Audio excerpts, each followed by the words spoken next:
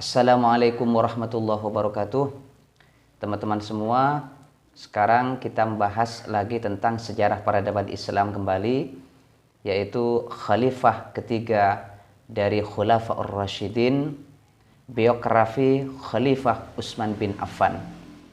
Jadi Khalifah Utsman bin Affan ini adalah merupakan sahabat Nabi Muhammad SAW yang juga termasuk Khulafaur Rasyidin yang ketiga. Ia menjadi khalifah pada usia yang ke-69 tahun, menggantikan kedudukan Khalifah Umar bin Khattab.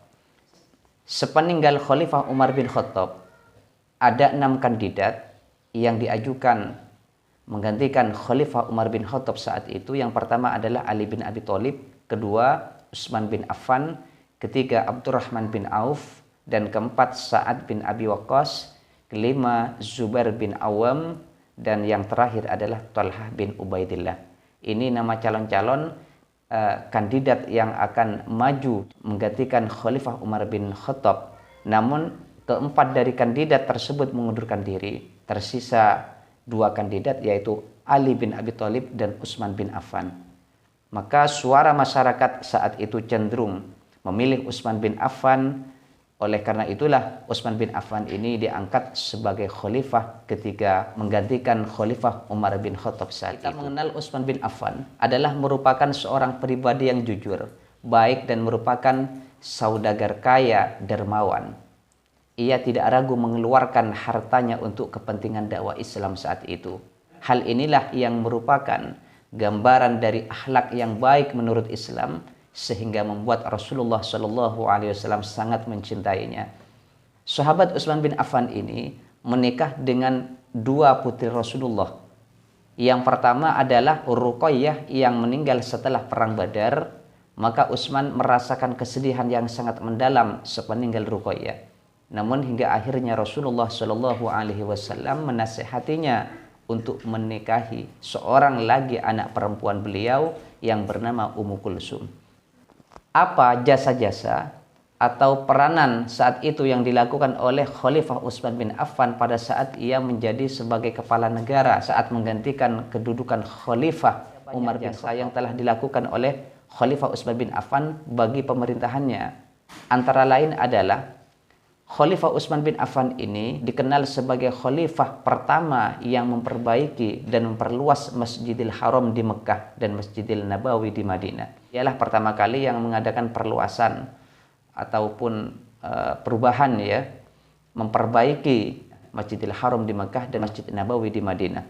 Yang kedua, jasa Khalifah Utsman bin Affan membentuk angkatan laut yang kuat atas usulan Muawiyah bin Abu Sufyan, gubernur di Damaskus, menjaga keamanan wilayah, kekuasaan Islam dari rongrongan kekuasaan musuh, terutama pasukan Romawi yang masih ingin menguasai kota Iskandaria.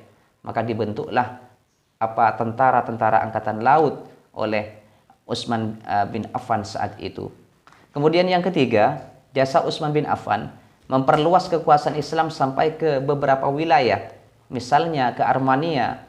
Jadi kaum muslimin yang berdakwah di Armenia saat itu dipimpin oleh Salman bin Rabi'ah.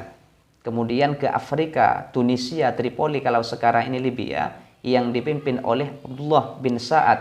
Kemudian Azerbaijan dipimpin oleh Walid bin Uqbah. Dan Kepulauan Siprus dipimpin oleh Muawiyah bin Abu Sufyan. Kemudian merambah hingga Konstantinopel, Turki, serta negeri-negeri Balkan, Yugoslavia, dan Polandia. Inilah perluasan wilayah yang dilakukan saat itu semasa Khalifah Utsman memimpin negara. Jasa Khalifah Utsman terbesar yang dilakukan di sepanjang sejarah, yaitu menghimpun Al-Quran dalam satu mushaf yang merupakan jasa terbesarnya. Khalifah Utsman ini membentuk satu tim ahli untuk melaksanakan tugas penulisan Al-Quran yang dikenal sampai sekarang ini sebagai Mushaf Utsmani. Maka pada saat itu dibentuklah tim penyusunan Al-Quran yang diketuai oleh Zaid bin Sabit dari Madinah atau kalangan Ansor, kemudian Abdullah bin Zubair, Sa'ad bin As, dan Abdurrahman bin Haris dari Mekah dari kalangan Muhajirin. Pendapat lain mengatakan 5 orang dan 12 orang tim penyusun Al-Quran. Akhir pemerintahan Utsman bin Affan. Pemerintahan Utsman bin Affan ini berlangsung selama 2 periode, masing-masing periode 6 tahun. Jadi kejayaan di periode pertama membuatnya dipilih lagi memimpin di periode yang kedua. Namun dalam periode yang kedua inilah terjadi perpecahan dan pemberontakan saat itu. Khalifah Utsman bin Affan ini diprotes jabatan-jabatan strategis di pemerintahan diberikan kepada keluarganya dari Bani Umayyah.